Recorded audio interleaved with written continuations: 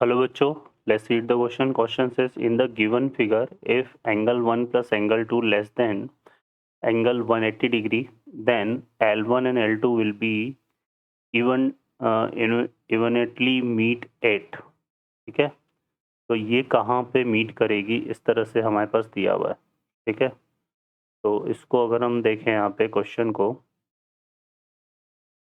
तो इस क्वेश्चन में हम जो की कॉन्सेप्ट यूज़ करेंगे वो क्या यूज़ करेंगे बच्चों? की कॉन्सेप्ट. तो हम इसमें यूज़ करेंगे, हमारे पास एक ये होता है यूक्लिड पोस्टुलेट होता है हमारे पास.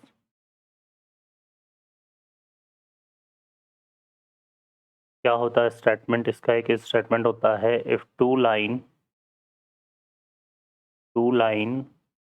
Are parallel to each other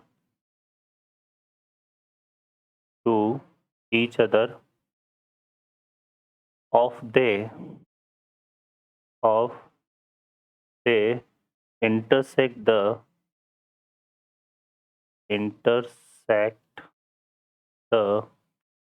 third line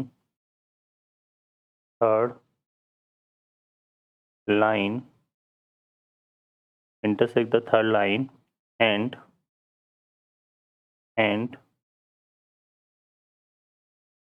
यहाँ पर and interior angle between them, या फिर हम बोल सकते हैं sum of interior angle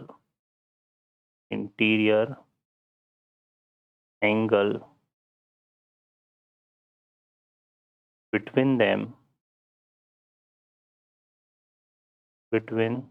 them is equal to 180 degree. ठीक है बच्चों, ये हमारे पास यूक्लिडियन पोस्टुलेट होता है.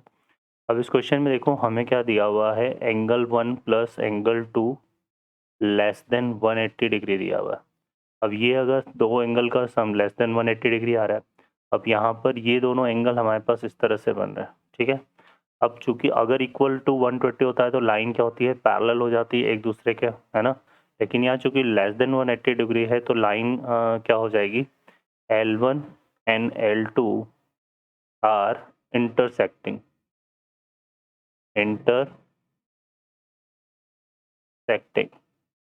ठीक है, L1 और L2 कैसे हो गए, इंटरसेक्टिंग.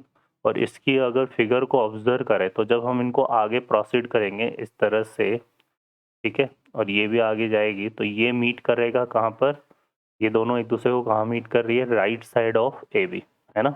तो intersecting line and L1 and L2 meet to each other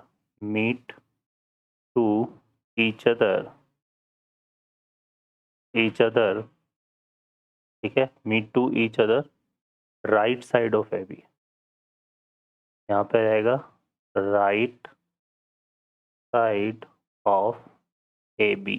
ठीक है, ए बी हमारे पास कौन सा सेगमेंट हो गया, ये वाला सेगमेंट हो गया, और इसके राइट साइड पर ये दोनों लाइन एक दूसरे को मीट करेगी. ठीक है, क्योंकि लेस देन 120 है तो ये एक दूसरे को मीट करेगी इस तरह से.